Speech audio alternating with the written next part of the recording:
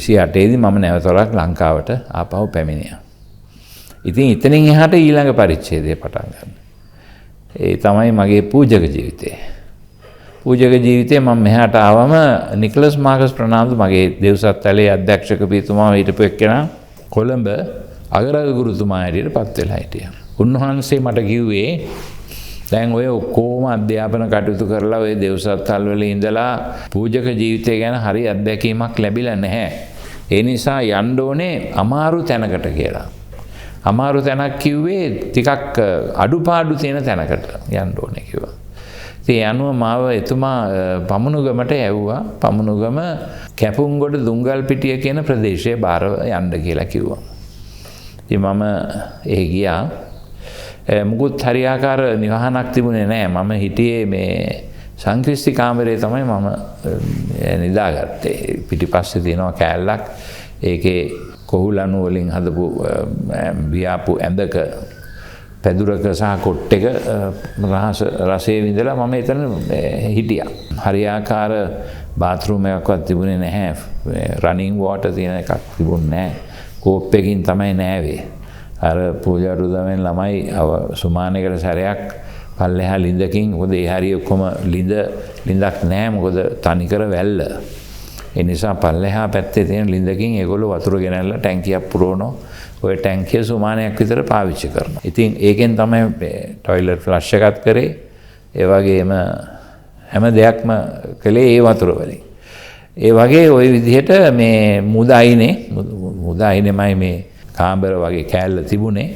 පල්ලිය පිටිපස්සේ මම පදිංචි වෙලා එතන මම මගේ කටයුතු කරගෙන ගියා. මිසමේ වැඩ කටයුතු බැලුවා පල්ලි දෙකක්. එතකොට දුංගල්පිටිය සහ කැපුම්ගොඩ. ඒ අතරතුර පමුණුගම මිසමේ පොදු කටයුතු වලට උදව් වෙන්නට ගියා. මගේ මූලික පියතුමා වශයෙන් හිටියේ ෆර්නන් මොයිස් කියලා බෙල්ජියන් ජාතික මිෂනාරි පියතුමෙක්. උන්වහන්සේත් එක්ක මම වැඩ කළා. අවුරුදු 2යි මම හිටියේ. හැබැයි අවුරුදු 2ක් ඇතුළත මට පුළුවන් විදිහට මට තේරිච්ච දෙයක් තමයි මේ පියතුමෙක් වුණාම ජනතාවගේ දුක් කරදර අමාරුකම් වේදනා තේරුම් ගත යුතුයි කියන එක. ඒ නිසා මම මෙතන හිටියේ හුඟක් අය දීවර ජනතාව. දීවර ජනතාවගේ ප්‍රශ්න වලට මාව නිකම්ම ඇදිලා ගියා එතනදී. ඒගොල්ලන්ට ගොඩාක් ප්‍රශ්න තිබුණා. එකක් ඒගොල්ලන්ගේ ආම්පන්න අඩුපාඩුකම් මූදට යද්දි තියෙන ප්‍රශ්න, අනිත් පැත්තෙන් මීගමු කලපුවේ රැකියාව කරන පිරිසක් හිටියා. ඒගොල්ලන්ගේ ප්‍රශ්න විවිධාකාර තර්ජන අමාරුකම් මැද්දේ තමයි මේ මිනිස්සු ඒගොල්ලන්ගේ ජීවිතය ඉදිරියට ගෙන යන්නේ. ඒ නිසා ඒක තේරුම් අරගෙන ඒ අය සමග වැඩ කරන්න පුළුවන්කමක් ලැබුණා එතනදී අවස්ථාවක්. ඒ අනුව අපි සමහර වෙලාවට දීවර කටයුතු වලට ගොඩ වෙලා මේ දීවර අමාත්‍යාංශය සමග සහයෝගයෙන් වැඩ කරන්න යොමු වුණා. ඒතකොට මගේ ඥාතියෙක් වෙච්ච එක්කෙනෙක් තමයි දීවර ඇමතිතුමා හැටියට හිටියේ වෙස්ටස් පෙරේරා කියන එක්කෙනා. එයත් එක්ක සහයෝගයෙන් වැඩ කෙරුවා. අපේ දීවර ජනතාව නගා සිටුවීමේ ආසාවෙන්. ඒ කටයුතුත් එක්ක සමාජ සාධාරණය පිළිබඳ ප්‍රශ්නවලට අනිවාර්යයෙන්ම ඇදිලා ගියා. ඒතර මේ පළාත්වල ඉතින් මිනිසුන්ට තියෙන දුක කරදර මේ නිලධාරීන්ගෙන් තියෙන ප්‍රශ්න මේ යාන්ත්‍රණයේ තියෙන අඩුපාඩුකම් එතකොට නොයෙකුත් අවස්ථාවලදී දීවර ජනතාවට එල්ලවන නොයෙකුත් කෙනෙහිලිකම් අරව මේවා පිළිබඳව ලොකු අවබෝධයක් ලබා ගන්නට පුළුවන්කමක් ලැබුණා ඒ අත්දැකීමෙන්. ඒතර ඒ කාලේ ඉඳලම දීවර දේවස්ථාන තමයි මට පැවරුනේ.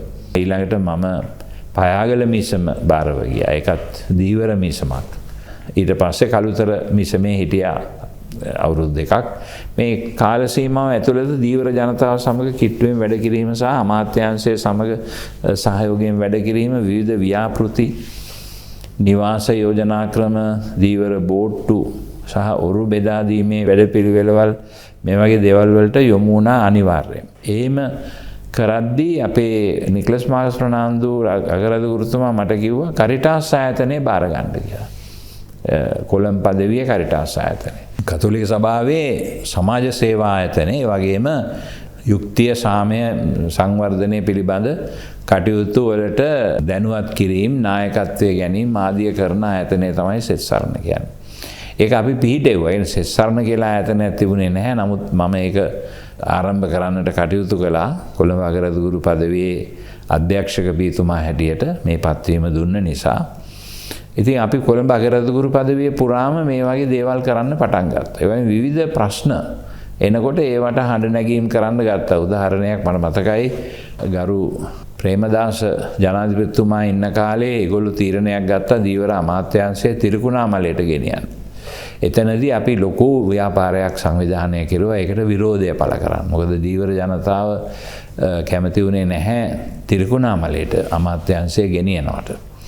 එතනදී අපි නායකත්වයේ ගත්තා සෑහෙන දුරට. ඒකෙන් අපිට ලොකු මේ උපකාරයක් වුණා ඒක නවත්ත ගන්න. ඒ වගේම ඒ කාලෙදී ඔය මට මතකයි ඔය මීගමුව ප්‍රදේශයේ මේ විදේශිකයන්ගේ සංචාරකයන්ගේ තිබුණා මේ දරුවන්ව අවභාවිතා කිරීම සඳහා යම් යම් කූට ව්‍යාපාර සංවිධානය වෙමින් තිබුණා. ඒවට විරුද්ධව හඬ නැගීම සඳහා අපි විශාල රැස්වීමක් සහ පෙළපාලියක් සංවිධානය කළා. ඒ පෙළපාලිය අපි ගියේ නැහැ මොකද අපිට යම් යම් ප්‍රශ්න මතුවුණා. ඒවල් නායකත්වය ගත්තා. ඒ වගේ ඔය වගේ සමාජයේ ප්‍රශ්න පිළිබඳව සමාජයට බලපාන ප්‍රශ්න ඒවල විවිධ ප්‍රශ්න පැතිකඩට යොමු වුණා. අනිවාර්යයෙන්ම මේ දීවර ජනතාව මේ සාමාන්‍ය කම්කරු ජනතාව විවිධ ක්ෂේත්‍රවල අයගේ ප්‍රශ්න මතු වෙනකොට ඒ වගේම ඔය රටේ පොදු ප්‍රශ්න වලට යොමු වීමක් සිද්ධ වුණා. උදාහරණයක් ව්‍යවස්ථා මාරු කරනකොට ව්‍යවස්ථා සංශෝධන ගේනකොට ඒවා කොයි ආකාරයේව වෙන්න ඕනේද මනුෂ්‍ය අයිතිවාසිකම් මානව හිමිකම් ඒවා මේ වගේ අංශ වලට යොමු වුණා.